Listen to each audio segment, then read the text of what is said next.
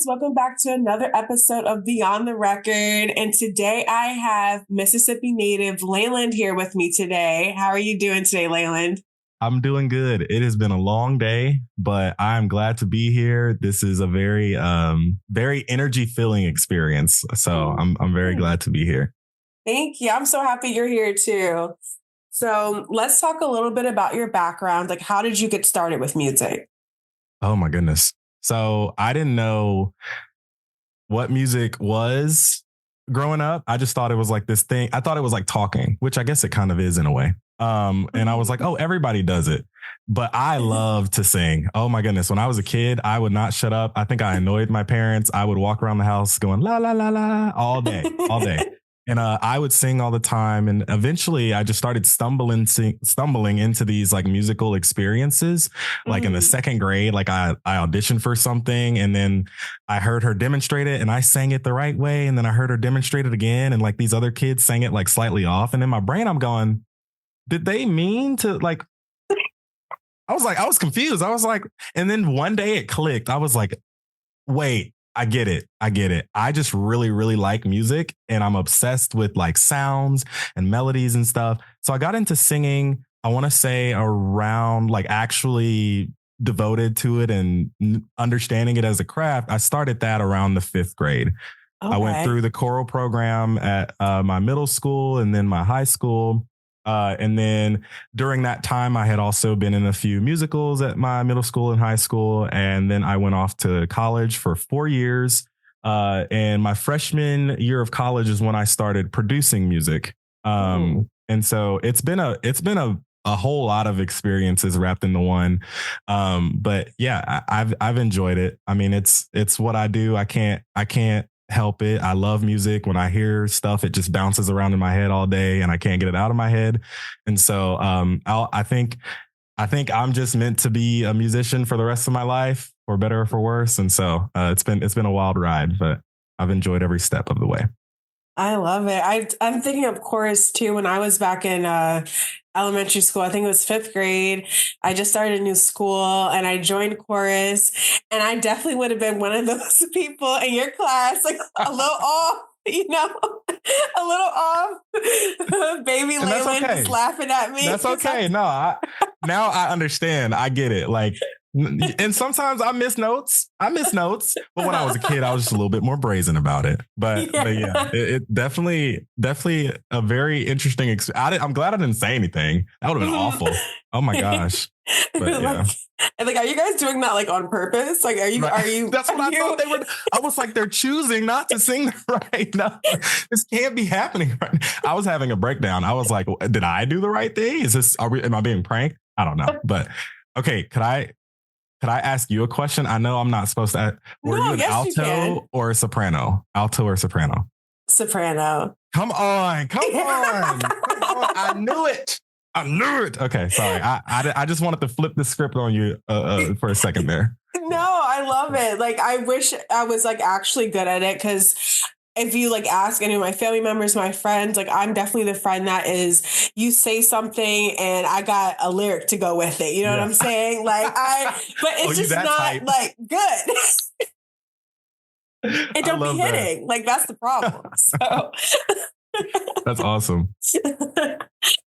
So I want to talk a little bit more about your background too, like being from Mississippi, like how has that inspired like you and your music journey? Like, do you have any favorite artists from Mississippi?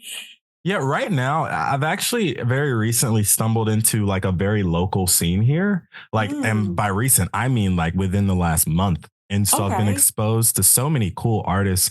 A couple that come to mind, Vay. She's incredible. And it's VAE. And then there's a really cool band called Smokies. They played a show like the other week, and it's the scene here is strange because it is all types of music. It used to be that you really could expect a lot of hip hop out of Mississippi, a lot of country out of Mississippi, obviously a lot of blues out of Mississippi. And you could expect those three genres, and country, or I think I said country. You could expect those genres to sort of dominate, but there, especially near Jackson, is a very underground indie scene where you're hearing alternative music, you're hearing experimental, you're hearing music you can mosh to. Although I stay very, very far away and watch from afar and let everybody have fun. If anybody falls, I help them up, but I'm not getting in there. And then you have a lot Absolutely. of yeah, you have a lot of R&B too. So it's a lot of great music being made, and it's been really cool to see that recently because I needed something like that. It was one of the things that I was struggling with living here because I didn't think it was here, and so I Mhm. had to go places like, and I love Chicago. Don't get me wrong, Ben. I love Chicago. I had to go to Chicago if I wanted that experience, or I had to go to California or New York or Mhm. Orlando or or Nashville and or Dallas, and so like I love having it be home because you drive Yeah. by, you come into Mississippi on the sign, you're going to see Mississippi, the birthplace of America's music. But Mhm. because of historical whatever stuff that's gone on here and in the South in general, a lot of artists, they don't find creativity here. They leave. They go to places like LA or New York, or etc. And so Mhm. it's been an interesting experience. I'm very proud of my state now musically, and Yes.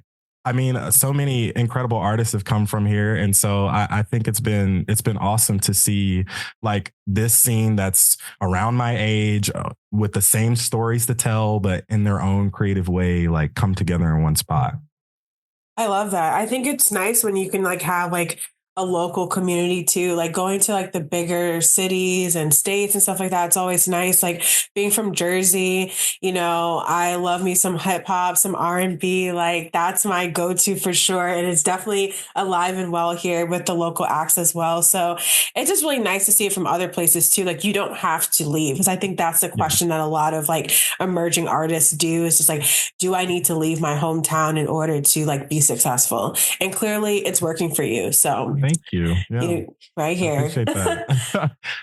I want to talk a little bit about your stage name. I think it's like really unique and stuff. So how did you come up with it? Okay. I'm gonna take y'all back.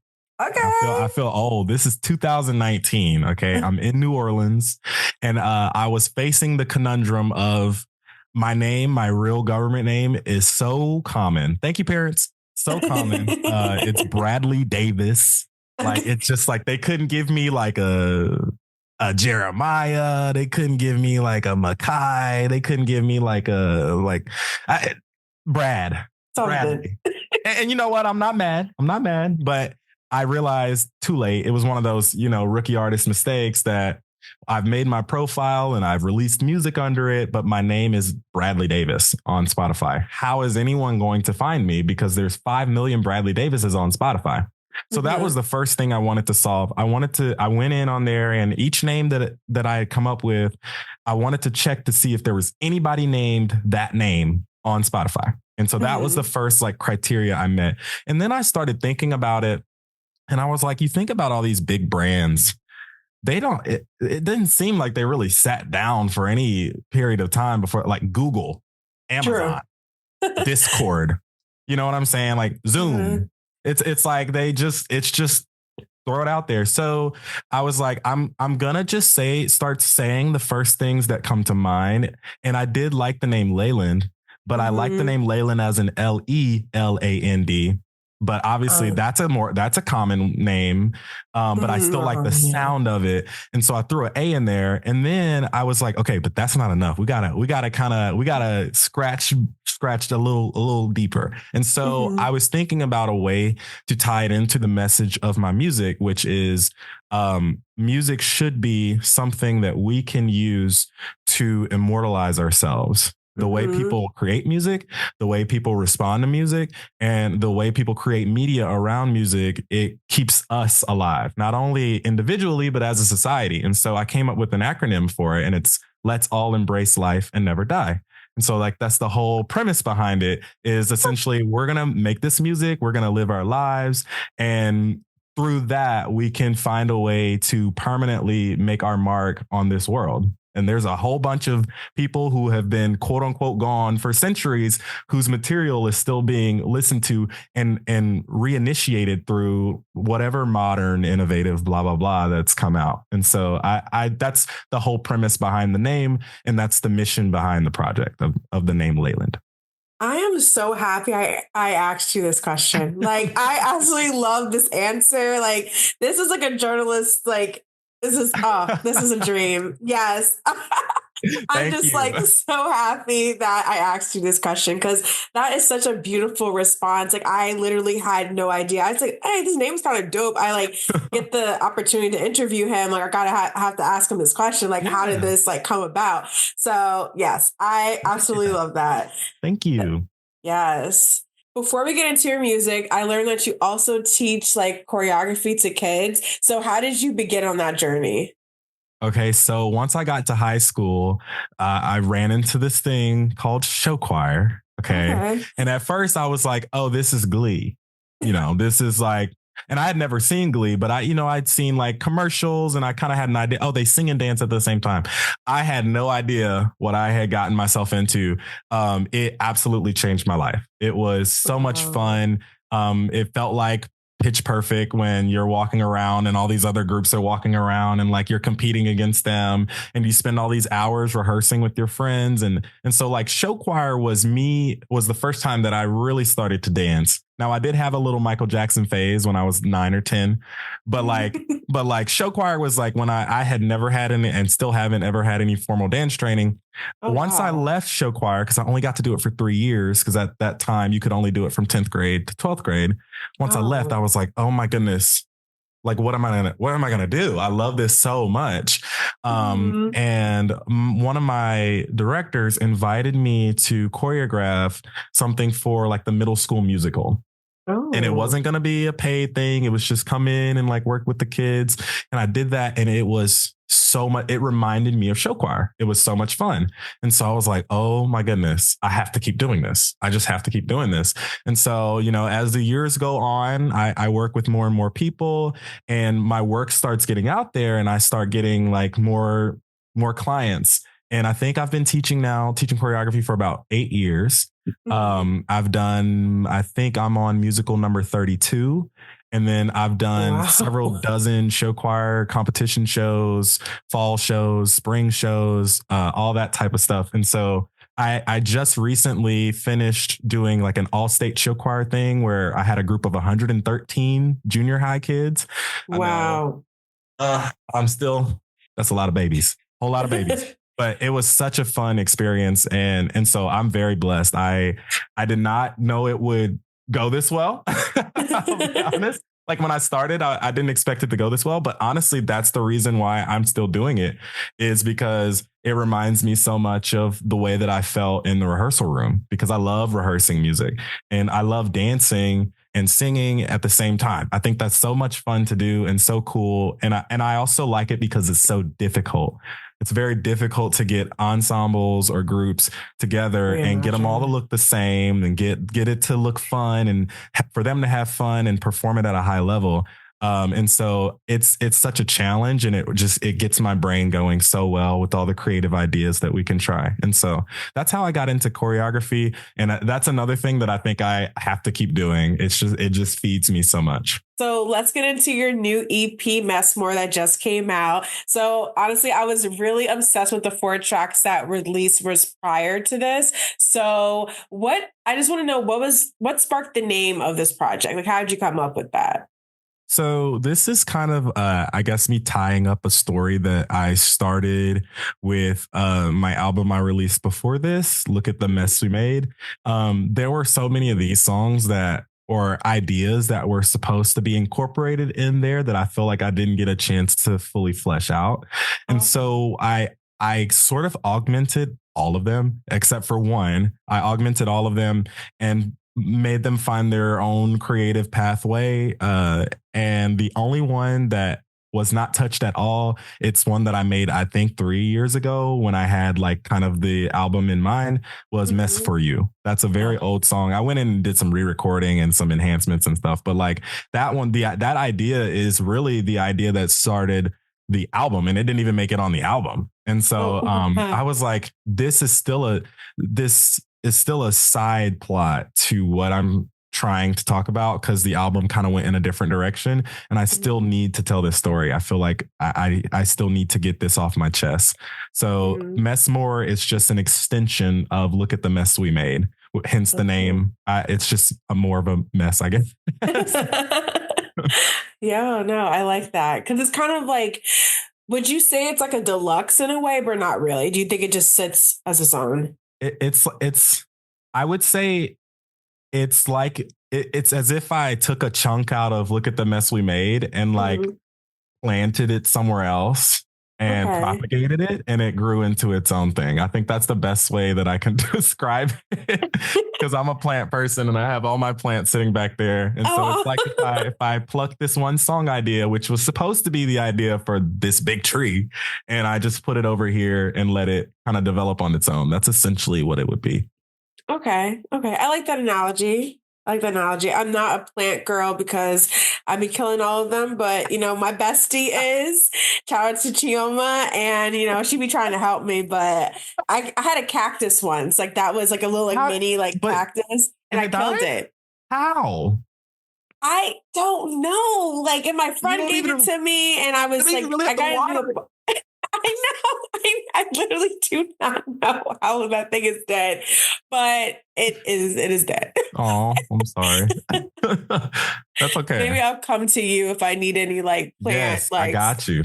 Okay. My biggest tip was gonna be get the plants that are easy to take care of. But if you letting the cactus die, we gotta like, I don't know, we gotta do some gardening 101 or something. We I gonna figure it out do. though. I I believe definitely. in you. I believe in you. Thank you. You get to have another shot at it. Thank you. No, I'm gonna try. I'm definitely gonna try. Okay. So as we go into the theme of your EP, which is like from my perspective, which is like a heartbreak, like was that from a personal experience or did you like take it from your friends? I know a lot of artists like do that as well. Um, yeah, there's a few personal experiences wrapped in there, but it's again, it's I I I try, especially with all my recent music, um, it's not any one particular story. It's a Okay. theme. And sometimes it's not even my story. Sometimes it's a story that someone has talked to me about and I've been like, oh my goodness, can I write about this and be cringy for like 2 seconds?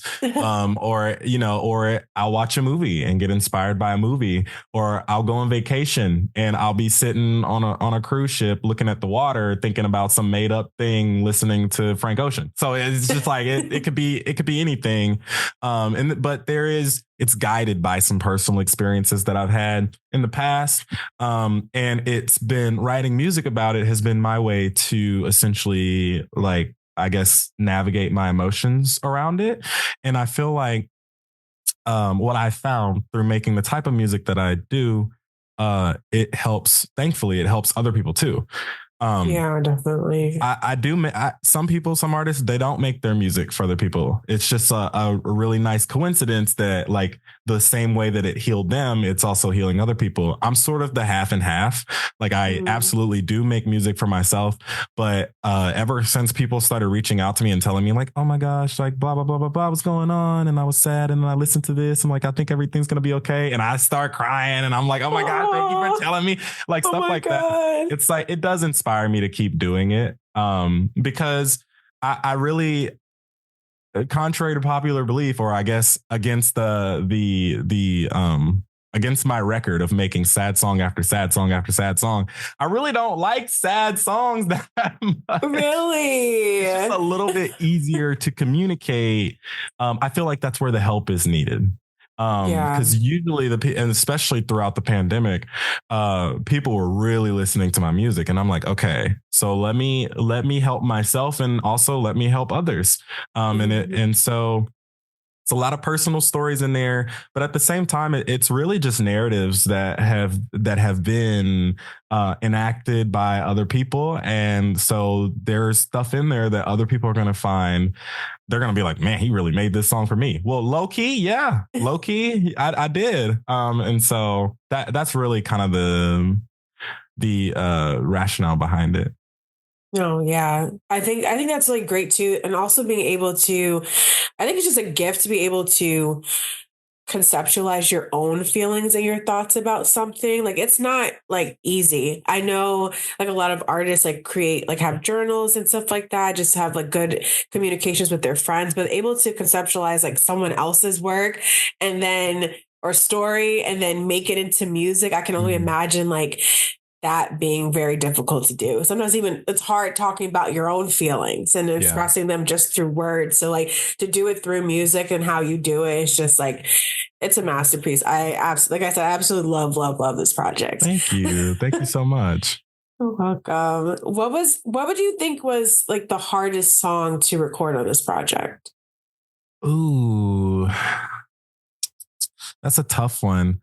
I want to say it was. I have to think about this one. Take your time. Take your time. So, because here's the thing, it's not difficult for me to make music, but as far as just like figuring out what I wanted out of the track, I think for My Heart Still Works, there's got to be 8 or 9 different versions of it because it was just so many different things. Skinny Atlas probably hates me right now. Like we went back and forth on that song so many times. I'm trying to figure out, like, and it's a newer song. I think I wrote it this year, so it's not even really that. But it was such a back and forth, just trying to figure out, like, oh, Skinny, wait, could you try this? Or like, oh, could we try this at this point and stuff like that. So I think that one was the hardest to write. But saying it was the hardest to write, what is sort of misleading because like, A, I love the process, and then B, it wasn't that difficult to write. And then the same on an emotional front, I would say Messes was the most difficult one to come to terms with because like I freestyled Messes on my first, like I listened to the piano and I pressed record and I kind of freestyled what I was already feeling. And that one, I was like, I can't show this to anybody. They're gonna be like, "Are you okay?" And so that one definitely was the most difficult one for me to decide to click send on, just because of how vulnerable it made me, I think. And it's really just me and a piano. And so it's a very personable song. It's a very like in your room song. It's super intimate in that regard. So I think that one on the emotional front, and then on the actual work front, probably My Heart Still Works took the longest to process. Oh wow. Yeah, I was gonna say I think Messing Up was like definitely like one of my favorites on the project. I just yeah, I just absolutely That was love R&B that right line. there. That's Yes. I wanted to talk about too, like the track listing. Like, how did you come up with the order? Like, are you one of those people that like to have kind of maybe kind of like a storytelling like through like the track listing, or like how do you prefer listeners to listen to this project?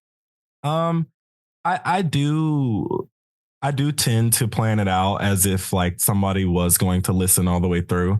But the very fascinating thing about this one this time around is I really could have put it in any order. I feel like usually I like to flow from one thing into the next, but logistically with it being an EP, all the interludes I would have normally put into it if it was an album aren't there. So there are some ideas that instead I baked into like the back half of a song or something, just to still get sort of a transition going. But I think it could really be listened front to back to front. You could start from the middle, go to the bottom, start back at the top, go to the middle. Like there's a whole bunch of different ways that you can go about listening to it. With that being said, my favorite type of albums are albums that have samples in between and that flow right into the next. Control by SZA comes to mind. Venice by Anderson .Paak and Malibu and Oxnard, like all of those type of albums. Snow Allegra comes to mind. She has like some of her earlier work, like has some really cool stuff that she does with samples. So I love albums like that. And when I do full albums, I kind of like to jump into that area of mine too. But with this one, yeah, it's so compact that it's like you could listen through, you could put it on shuffle, and I think you'd get sort of the same experience from it. hmm Yeah, I'm gonna try that because I listened to it from like front to back because that's Hmm. usually just how I just normally just listen to like EPs and projects, at least for the first time, until like I Yeah. get like ones that I really love and add them to like their own designated like playlists and stuff like that. So yeah, no, I'm gonna try that. I'm gonna try that Cool. with this album this time. I'm gonna do that. Awesome. Let me know what you think. Yeah, no, I definitely will. I definitely will. So let's talk about a little bit about the features and the producers that you worked with on this EP. So you have Pharaoh on Sinking In, and then Dementia on Messing Up, which I said was one of my favorites. And then you also have Skinny Atlas and Boy Nobody on Mess for You. So how did these collaborations come about? So I'll start with Skinny because I feel like he's the person I've made the most amount of music with. Mhm. Probably even more than Snow at this point. I love him to death. We FaceTimed earlier today. Aw. And we have been friends for 5 or 6 years now. We've been making music together for that same amount of time. And it we've had so many very interesting and deep conversations, like over 500, I'm sure at this point, where we Wow. just, I mean, and Skinny, love you to death, buddy. Skinny know how to talk. Oh my gosh, he will talk. He will talk to you all day. If you've never met, he will talk to you like he's known you for 10 years. And so I had to have him in this project because I feel like if anybody knows about all those personal stories, he probably knows about them. And I Mhm. feel like he doesn't only understand me as a singer, he also understands my brain, like the way my mind works and why I make certain musical decisions and the best way to collaborate with those musical decisions. And Mhm. then it's also vice versa. He sometimes sends me some music and I'm like, oh my goodness, this is amazing. And I think I can figure out a way to make us both like kind of get to the finish line with the song. And so he Mhm. was definitely in there. He's in a lot of it. He did a lot of like post production for a lot of the project as a whole. I think there's only maybe one or two songs that he didn't produce. And then with Pharaoh, same thing. She's actually from Chicago. I met her. I think I covered one of her songs, and she was like, "Oh my gosh, I love this," and I was like, "Oh my gosh, I love you. You're great." And so we've made some music together. Every time I go to Chicago, I try to see her, and she's awesome. All the energy in the room, and she's super sweet, and she is so talented vocally. Oh my gosh, she is Really? like she's Oh, like this on the mic, like it's for great. real. And Dementia is, I think, the hardest working musician I've ever met in my life when it comes to like just putting out music. This guy, he'll be like, "Oh yeah, I just finished 6 songs today." I'm like, bro, I'm on verse one trying to like, I need a break. I need a mimosa. Like, what are you? What is going on? What do you mean 6 songs down? And so we've made a lot of music together as well. And honestly, he is the reason why I kind of started drifting into R&B. I always wanted to do R&B, but like my first R&B sounding tracks were features for his projects. I was just kind of doing the lo-fi thing and he was like, "Hey, brother, come try this." And I'm like, "Okay, I guess I'll do it. I guess. I mean, I've been singing R&B all my life. I might as well do a song in R&B." And so Yeah, I was like, "Bro, I'm doing R&B now. You gotta come to my project because I've come to like 3 or 4 of yours." So that's absolutely. been super cool. And fun fact, I don't even know if I'm supposed to technically say this, but Boy Nobody is actually me. And so all of my projects that I do post production or pre production on, I list that name under there. So that's a Oh, cool little nugget of information for the super fans out there. yeah, I've been I making love music. that. I've been producing so long that I was like, eventually I was like, wait, okay, I gotta put my name on some of this stuff. And so I've started doing that, and it's its own thing. I've even made some instrumental tracks on that profile. And so I enjoy working with myself from time to time, but Boy Nobody, he can get a little annoying, and that Laeland guy can get a little annoying, but yeah, it's been fun having them all on the project. These are musicians and artists that I respect so much, not only with their musical talent, but also just the passion that they have. And they're some of the hardest working people I know. And I adore them as people. And so they're awesome. I love that. Yeah. So like I know you worked with like so many great people that I also need to like look up like their own discographies after this for sure. Oh The yeah. way like you talk so highly of them. So I definitely want to like look up into their own music. What are some more collaborators you would want to work with like in the future? Ooh. Oh my goodness. Okay, so there's a few. Okay. I'm gonna keep the list short though. I would definitely like to work with Mickey.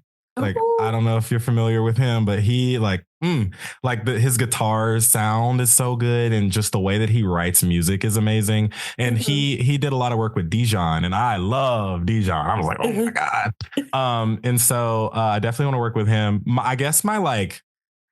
I don't think it would go how I would want it to go, but I would love to work with Frank. I would just love to work with Frank. I feel like if I worked with Frank, it would be like a strange experience. I feel like, but I would be fangirling the entire time. Another Yeah. weird, maybe wild card throw in there is like Paramore. I'm Paramore's biggest fan. If I could sing with Haley Williams, oh my god, I would die. And so Yes. those are just a few that I would love to work with, just for the sake of making art with them. Not even to make a song to be released, but just to have a jam session or to explore some creative ideas together. Oh no, that would be so cool. Like I can imagine like you, SZA, Paramore, like Oh, hop on Lana. I know that girl did not finish Lana yet. So, maybe you need to make some emails and take some like, calls come or on, we something. gotta. What's going on? Let's get it going. Yes. Oh my God. Yes, yes, yes. Yes, I would love that. So the song too, like messes, like I feel like when I first heard this song, I was like, you need to, I'm going to ask you if you're going to tour or not, but if you tour like soon or later or whatever, I got to be there, first of all. But I need you to play this in an amphitheater or something. Like the harmonies, like on that track are insane. So, what was your thought process through the production for that one? Oh, well, that one, honestly, it was pretty simple. Like I was like, you Oh. know what? I found this piano sample that I really liked, and I was like, okay, I'm gonna sing this. It's a ballad. It's just me. It's just the piano. It's just the stage. There's nobody else in here. And I just started singing, and I didn't have all the words yet, but sometimes a song just really writes itself. And I know a song is doing that to me when I start to like give myself chills, or like because whatever the music is doing is connecting so well to what I'm trying to say that I'm like, oh my gosh, okay, all right, let me put my seatbelt on, like let's go for a ride. So that's kind of how the process was for that. And I re-recorded the vocals in Chicago the last time I went, and the studio owner happened to be, I don't know if he was right outside the door or if he was in the room, and I didn't see him. He wasn't there when I got there, but he heard the song, and he sat me down and he talked to me for like 30 minutes. He's like, look, bro. He's got like this cigar. He's like, bro, that right there, like I love that other stuff you were doing, but bro, that right there, that's and so like I knew the song was special, and it sorry, he doesn't even sound like that. I don't know. Oh, I but, love it. I but love it. yeah, I feel like I'm there. it's my mom's favorite song on the EP. I think Oh. because like she's seen me grow up, like sort of like the John Legend esque like singer, and so a piano ballad. She loves a piano ballad, and I sing to my mom all the time for like Mother's Day and for her birthday and stuff like Oh that. my So God. she You're so she likes it too. sweet. But yes, if I tour, which I would love to do, and I'm trying to put some stuff together just to play some local shows at the very least. But if I do that, I'm definitely doing Messes, because that is a song. It not only fulfills me creatively, but when I did the old lo-fi stuff, it didn't challenge me as a singer. It was just, hey, I'm sad and I'm singing about it. Like, and that was it. And that's cool. But like with this one, I was like, I could do stuff. Like I was like, oh, I'm singing. I'm about to sing my ass off today. And No, so you I sang on that track. You sang, okay? You thank you. sang. Not sing, you I sang with the sang. A. So yeah. Yes, yes. Because I'm going to talk to you about more so about like what are your next steps like after this project? Like what can fans expect from you? They can expect some different stuff. Like I still feel like it's hard for me to just stay on the same genre. I don't know. I just have that problem, and I know a lot of artists like they get scared to switch because they know what people like and they know what works. And I think one thing that I really love about Network is that they've really always encouraged me to be the artist that I want to be, and also encourage me to try different things. And I trust that the people who listen to my music listen to it because of me and my voice and the stories that I tell, not necessarily the genre that I tell them in. And so Yeah. I'm looking to make more live friendly music because performing is what I love to do more than anything else. I love recording in the studio, but at the end of the day, I'm just going to pack it up and then dip after I'm done. Whereas for a show, like I love being in the room with other people and singing to them and having them respond to me. I'm a performer at heart.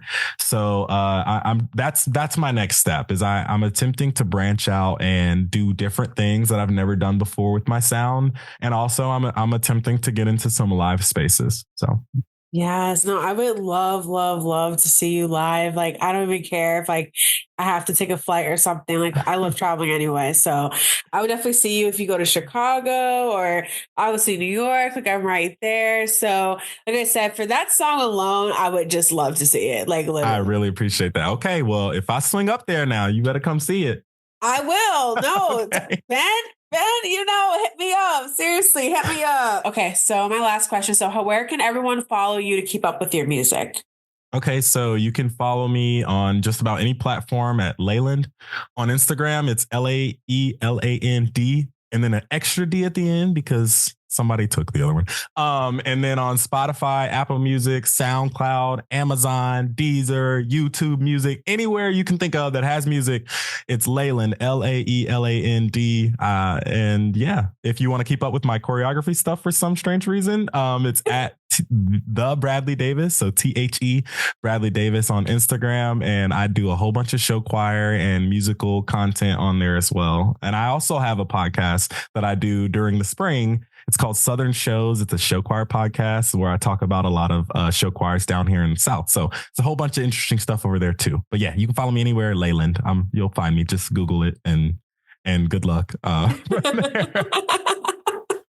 Yes. So absolutely. We're going to be keeping up with you.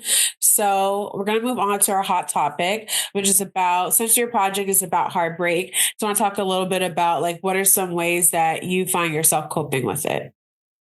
Well, I think outside of making music about it, I have to keep myself busy. I have to.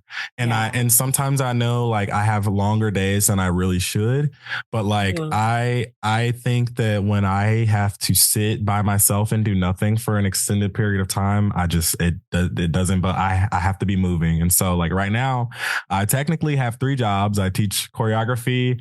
I am a recording artist, and I'm teaching at a high school right now, actually, for choral music. So I'm and I'm in college. So I'm definitely keeping myself busy right now. That's one major way. When I find myself on the off season where I'm not doing like long-term substitute positions for high schools or anything like that, I go to the gym. I go for walks. I like to go find pretty places around my area. I love to travel. I love to read. I just finished reading a book called The Measure.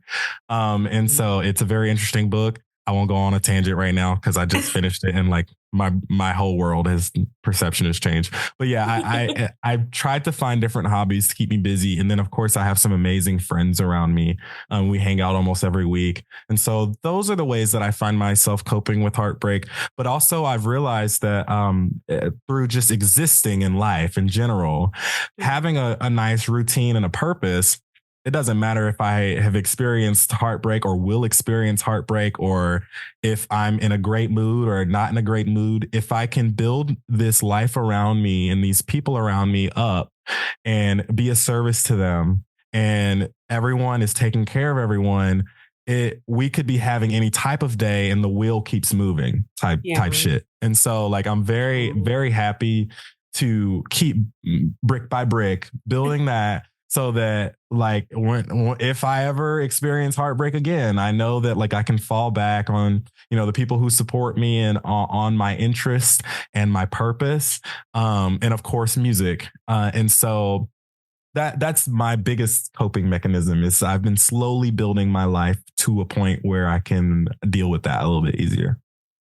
I feel you. I feel like it's been a minute for me, like having heartbreak for sure, but definitely keeping yourself busy is number one. I'm a workaholic. I feel like I Yeah. have a million things going on at once, but I love it. Like everything I do, I absolutely love. And I'm just so like blessed that I can just be able to pay my bills doing things that I love. You know what I'm saying? Like in like that genre. So I think definitely keeping yourself busy, working out, like even just walking, we said like pretty Yes. places, like finding that around my area. I absolutely love that.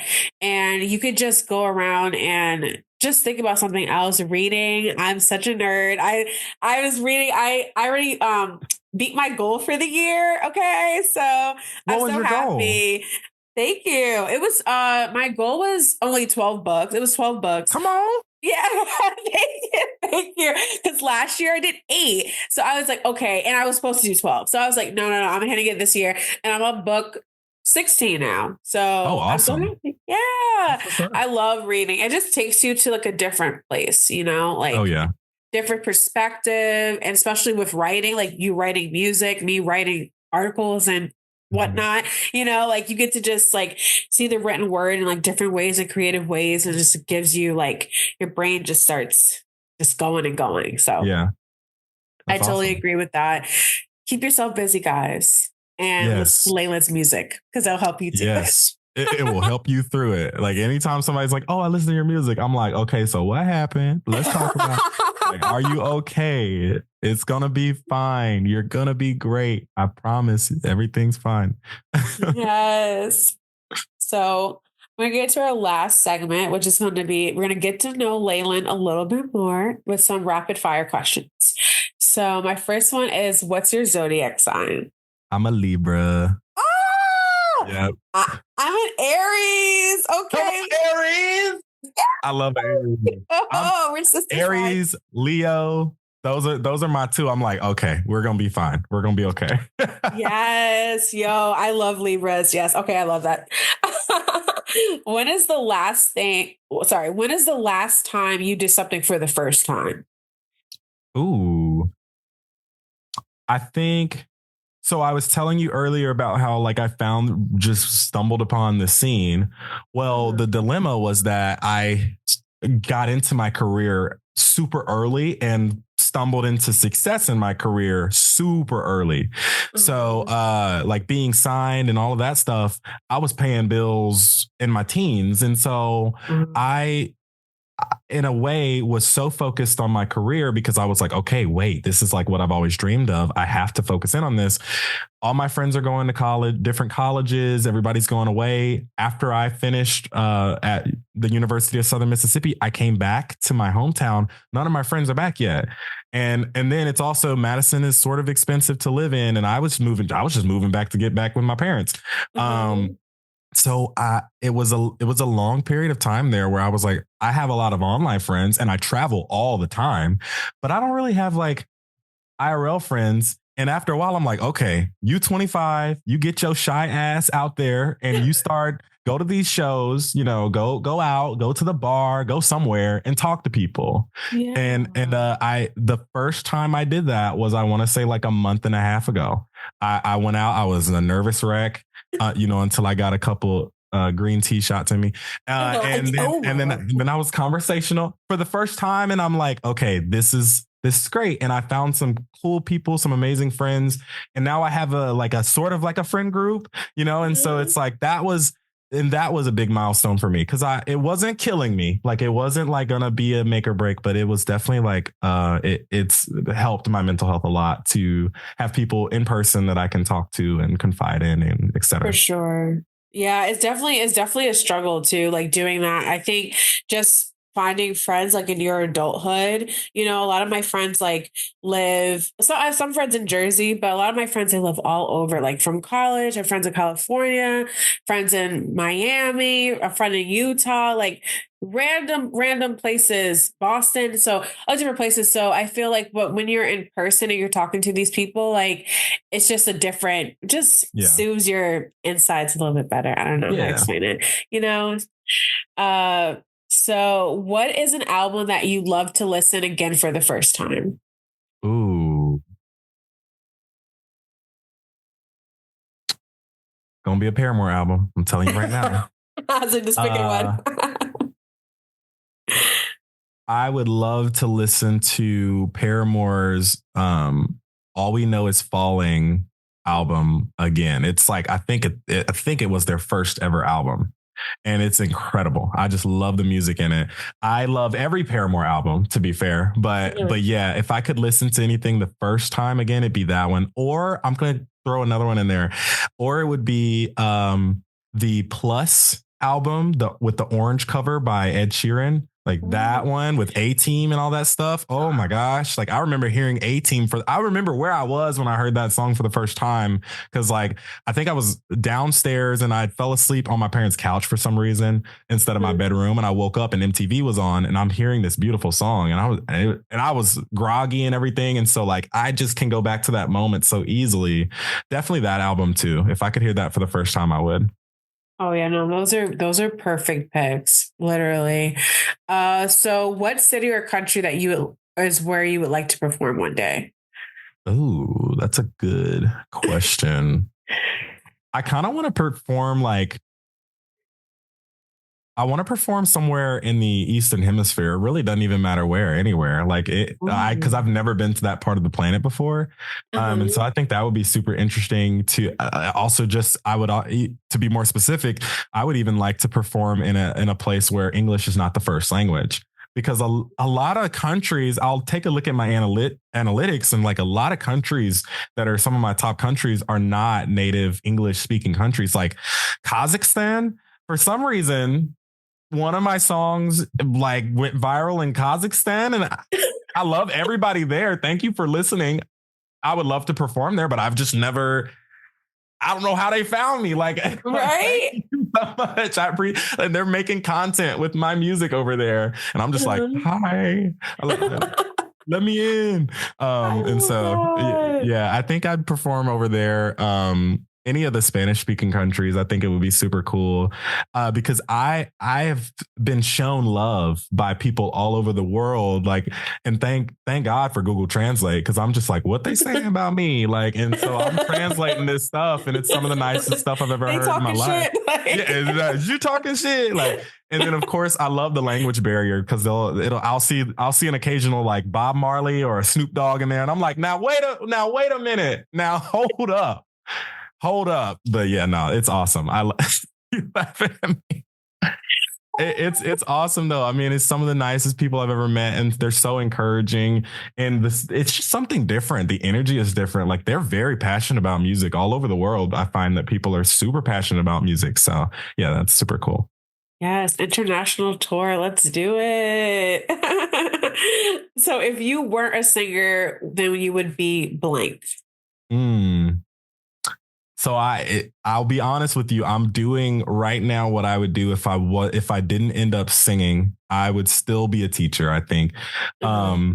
And I had a very difficult time processing through the general education system. I had a lot of behavior issues, and it was not until I found musical theater, really, but musical or music in general, that I found my place and I found where I could exert all of that energy that I had, that I was being a class clown, and then that wasn't helping. But I realized, oh, here's a place where I'm supposed to be funny and I'm supposed to Uh-huh. draw attention to myself. And it saved me. Honestly, I could not even imagine what I'd be doing right now, or if I'd be here if it wasn't for music. And so if I can help even one student who is going through the same thing, or even not going through the same thing but looks to seek a further connection with music, if I can help them do that, I'm sort of paying it forward. Because if it weren't for my mentors, we wouldn't be having this conversation right now, and I would probably, to be honest, would not be having a conversation with anybody right now. And so like that is It's probably what I'm gonna do. I'm an and person. I'm probably gonna sing and teach and dance, but if I wasn't singing, I would still be teaching something, whether it's English or history or something. Just because the educational process, I think it's so important, and the appreciation that teachers get oftentimes falls short when it comes to like they often get overseen. And so any teacher out there, I commend because it's not easy. It's very difficult sometimes. But I mean, they do it for a reason. They have that same passion in them. And so, yeah, that's definitely something I would be doing if I wasn't a singer. I could definitely see that from like secondhand because both of my parents are teachers and they just love it, you know, and I Yeah. don't think you could do that job without loving it. Oh, yeah. Yeah. No, I feel that. Oh my goodness. The money ain't gonna help. Okay. You gotta love it. You gotta love it. They absolutely just love it. Like, I don't know, but teachers are like, the first people outside of your parents that are really just like there to like help mold you and stuff. So they just have a superior job and they need more money. Okay. So Yeah, please. If you're hearing this and you draft legislation, oh my goodness, I don't know why you'll be here listening to me, but please help us out, get us out there. Okay, thank you. All right, absolutely, absolutely. So, who was your teen celebrity crush? Ooh, I was kind of crushing on everybody. Who can I go back in my mind and just like. So definitely like when High School Musical came out, it was like Vanessa. Is it Hudgens? Yeah, Hudgens. I had a crush on her. I had a big crush on SZA. Oh my goodness. I was convinced I was gonna marry SZA. I was like, this is happening. SZA. Back when I was still a little delulu. I was like, I'm marrying SZA. It's just, I'm sorry. And so she was a big crush for me. I'm trying to think who else. I had a strange crush on Lola Bunny, like when Space Jam came out. She's pretty though. Is that a bunny? I don't think that's a bunny. Like, why would they do that? She's like really long ears too to be like a bunny. Like, but I don't know. Maybe it's a different like type of bunny. I don't know. I was like, I ain't never seen no bunny look like that. No. What is this? What is this, Looney Tunes? But yeah, no, I that's probably the oddest celebrity crush I ever. I love that. Oh my God. Yes. So my last question for you is one thing that you would like to manifest for yourself for this year. Ooh, I need to, I think I would like to manifest being more open to people and being more empathetic to people. I find that in the day-to-day busyness, sometimes it's not that I don't feel like I lack compassion, but I feel like I can always do more to be more compassionate and to be more welcoming to people in a space. And I think that sure, like everyone can do their part, but I really want to make it a big personal note to try to be the one that is constantly letting people in or constantly being compassionate towards others. I feel like there's always more that I can do. And so before the year is out, I want to do a better job of that, I think. Yeah. It's not easy at all. It's really not easy, like letting people in. And I really commend you for wanting to do that, but saying like you want to be more empathetic and all that type of stuff. Cause it's like not an easy, thing to do. I'll be ready to clock out. I'm like, nope, sorry, bye. So yeah, exactly. It's so freaking hard. And I don't think people get like enough credit who are just like able to do that, like from like no training, it's just like in you to be like that. So I commend you for that. So thank you. I love that. It was literally so freaking nice speaking with you today. When I go back and edit this, I'm just gonna We cracking up. I know. I know. It was so nice talking with you. It's really cool to have someone who you really are excited to talk to because of like their music and stuff. And then you also turn out to be just a great, hilarious human being. Thank you So, so much. you're I'm blessed. Oh my welcome. gosh. Thank you. I appreciate it. I appreciate the questions. Some of those questions I haven't been asked before. And I love that. Oh my goodness. I don't like getting on an interview and being like, I'm going to answer this question for the 100th time. Oh, please don't make me do that. So I really appreciate like I can tell that you have such a connection with this. And I love your personality. I think you're super sweet. And thank you for having me on. This is such an honor.